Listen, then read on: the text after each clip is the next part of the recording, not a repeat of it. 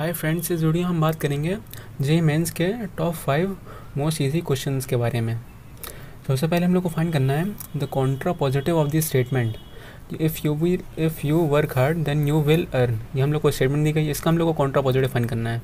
Suppose ये statement है form of P implies Q के बारे में, ऐसे गिवन है। तो कॉन्ट्रा पॉजिटिव इस चीज़ का होता है Q not implies P not. ये हम लोग को सिंपली बस टिक करना था, इसमें कुछ था ही नहीं। तो इसमें देख लेते हैं आंसर क्या है। If you will not earn then you will not work hard. ये वाला हम लोग को आंसर है सेकंड, ये करेक्ट आंसर है, क्योंकि ये if you will not earn, इसका not, then you not work hard. तो ये Q not implies P not इस चीज़ को सेटिस्फाई कर रहा है, तो हम लोग का ये सेकंड आंसर है करेक्ट। उसके बाद हम लोग को जो द सिस्टम इज़, हम लोग को जब सिस्टम दिया जाता है ये मैट्रिसेस का जो क्वेश्चन आता है मोस्ट रिपीटेड क्वेश्चंस में से एक है। ये हर बार रिपीट होता है ये वाला क्वेश्चन एग्जाम्स में।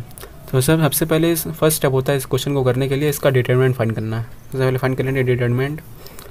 ये 2 3 और यहाँ पे 4 6 और 2, ये -1 1 और 2, -1 1 और 2, इसका डिटरमिनेंट आ जाएगा हम लोग के पास 2 प्लस का कोफैक्टर, फिर 12 - 2 10, और यहाँ 3 माइनस का कोफैक्टर, फिर ऐसे ये क्लोज, फिर ये ऐसे क्लोज, फिर 8 + 2 यानी 10, फिर +3 प्लस का कोफैक्टर, फिर 4 + 6 10।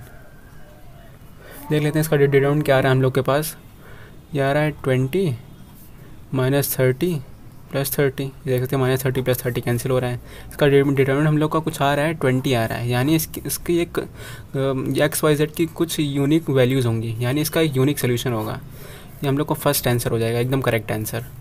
ये हम लोग का मोस्ट रिपीटेड क्वेश्चन में से एक है, ये क्वेश्चन बार बार रिपीट होता है। तो फिर उसके बाद जो नेक्स्ट क्वेश्चन है वो दे लेते हैं। हम लोग को ये गिवन है cos x + cos y - cos of x + y = 3/2, then find value of sin x + cos y। हम लोग को इसकी वैल्यू फाइंड करनी है। तो इस क्वेश्चन में यार हम लोग cos c + cos d लगाएं या फिर cos a + b लगाएं, वो वाला फार्मूला, फिर लेकिन वैसे बहुत ज़्यादा लॉन्ग पड़ जाएगा। तो उसके लिए आपको ट्रिक बताता हूँ। इसमें सबसे पहले हम लोग अगर π/3 देखें वैल्यूज़ डाल के x और y की, देखते हैं क्या ये सेटिस्फाई कर रहा है π/2 या π/3। ऐसे अगर हम डाल के देखें, अगर वो सेटिस्फाई कर रहा है तो ये x और y के लिए भी, इसके लिए भी सेटिस्फाई करेगा। तो हम π/3 वैल्यू डाल के देखते हैं। cos of π/3 + cos of π/3 minus cos of π/3 + π/3 2π/3।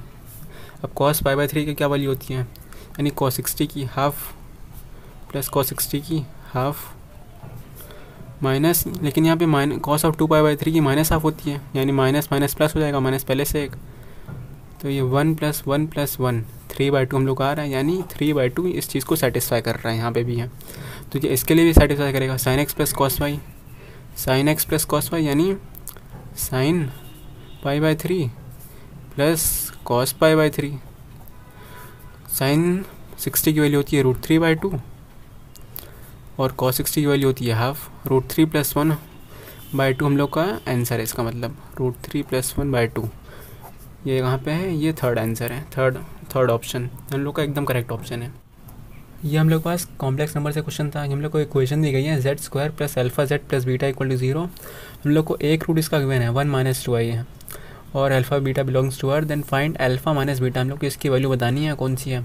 तो सबसे पहले एक रूट हम लोग को गिवन है, सपोज कर लेते हैं अल्फ़ा = 1 - 2i है, एक रूट है। तो ऑब्वियसली जो बीटा होगा, जो सेकेंड रूट है, वो 1 + 2i होगा, क्योंकि 1 - 2i होता है, तो ये बीटा हो जाएगा 1 + 2i होता। तो सबसे पहले हम लोग का क्वाड्रेटिक इक्वेशन टाइप में गिवन है, तो अल्फ़ा + बीटा सबसे पहले कर लेते हैं। अल्फ़ा + बीटा -b/, होता है, यानी माइनस अल्फ़ा।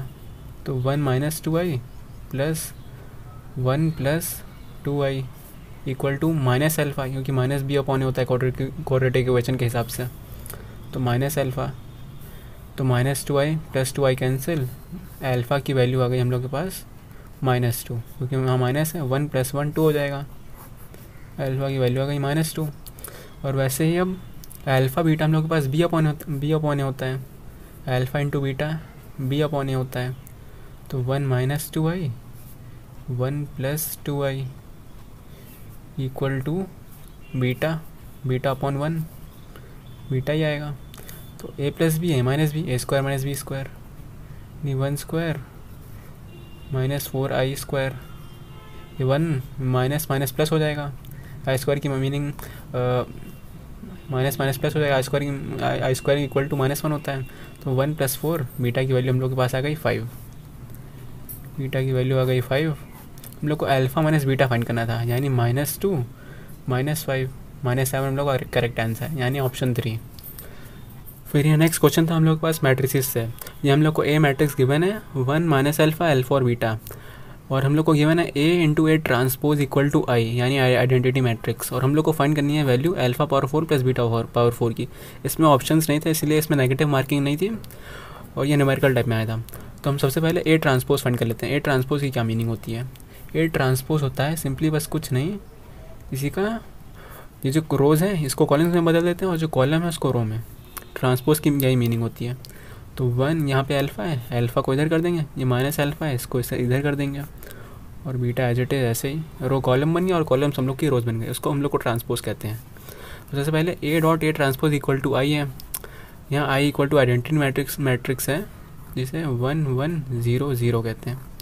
ओके, उसके बाद a × a ट्रांसपोज यानी इन दोनों का मल्टीप्लिकेशन, यानी 1 अल्फ़ा -अल्फ़ा बीटा, और फिर ये वाली matrix 1 - alpha alpha beta equal to ये i गिवन है हम लोग के पास 1 1 0 0।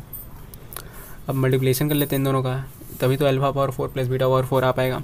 उसके बाद ये 1 × 1 1, फिर -अल्फ़ा प्लस अल्फ़ा² 1 + अल्फ़ा², फिर 1 × अल्फ़ा फिर -alpha beta, alpha - alpha beta.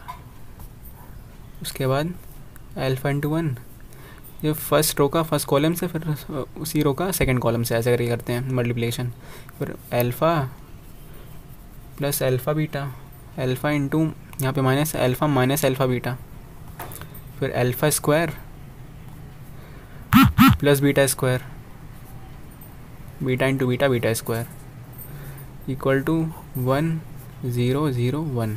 Identity matrix given है, तो देख सकते हैं 1 + अल्फ़ा² इक्वल टू 1, ऐसे हम लोग को रिलेशन आ जा रहे हैं। 1 + अल्फ़ा² इक्वल टू 1 है, ये 1 1 कैंसिल हो गया, अल्फ़ा² की जो वैल्यू हम लोग के पास 0 आ गई, दैट्स इट। अल्फ़ा² की वैल्यू 0 आ गई, यानी अल्फ़ा की वैल्यू हुई अल्फ़ा 0 आ गया। उसके बाद जो बीटा की वैल्यू आ जाएगी alpha + beta equal to + beta equal to 1 given है। अल्फ़ा तो 0 है, बीटा इक्वल टू 1 आ गया, तो अल्फ़ा इक्वल टू 0 और beta equal to 1, 0 + 1 power 4 1 answer था इसका। न्यूमेरिकल टाइप में आया था, इसमें नो नेगेटिव मार्किंग थी। Thank you.